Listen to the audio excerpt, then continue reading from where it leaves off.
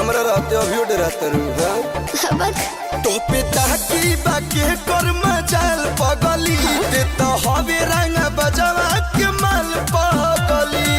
गोली चला भाई दिला दिन दोपहर में